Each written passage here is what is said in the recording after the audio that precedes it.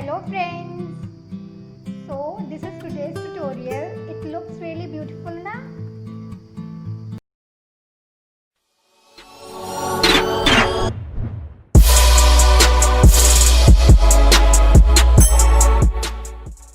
This is made from cardboard and waste aluminium foil tube. It's the best handmade pot design which we use to decorate our room or house.